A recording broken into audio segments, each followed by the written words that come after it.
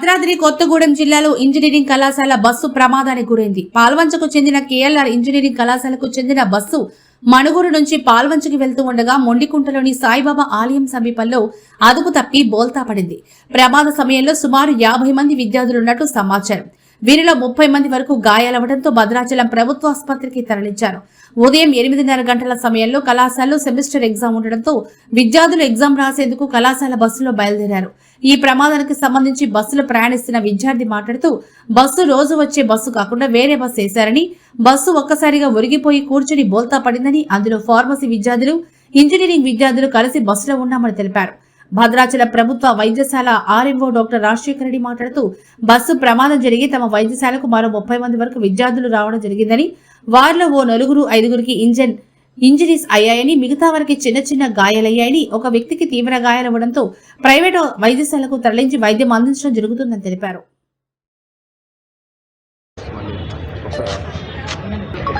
ఈరోజు మణుగూరు నుంచి పాల్వంచి వెళ్తున్నటువంటి KLR engineering college bus Mondikunta దగ్గర బోల్తాబడి దాదాపు ఆ బస్సులో 60 మంది పైగా విద్యార్థులు ఉన్నారు.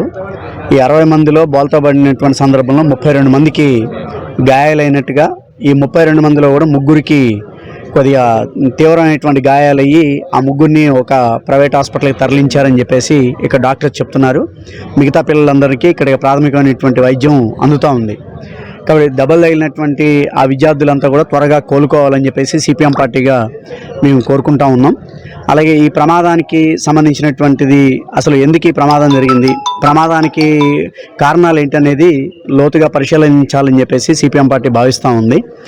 ఇవాళ విద్యార్థులు మాకు ఇచ్చినటువంటి ప్రాథమిక సమాచారం మేరకు ఒక బస్సులో ప్రయాణం చేయాల్సినటువంటి పిల్లల్ని ఒక బస్సు పాడైపోవటం వల్ల 2 బస్సులకి సంబంధించిన పిల్లలందరినీ ఒక్క బస్సులోనే ఎక్కించి ఈరోజు ఆ పిల్లలందరినీ కూడా కాలేజీకి తీసుకెళ్లేటువంటి క్రమంలో 70 కిలోమీటర్ల వేగంతో డ్రైవరు, జనరల్గా మణుగూరు నుంచి పాల్వంచుకు వచ్చేటువంటి రోడ్డు అంతా కూడా చాలా రష్గా ఉంటుంది. ఇసుక లారీలు అయితే, ట్రాక్టర్లు అయితే, ఆర్టీసీ బస్సులు అయితే విపరీతమైనటువంటి రద్దీ ఉండేటువంటి ప్రాంతం అదంతా.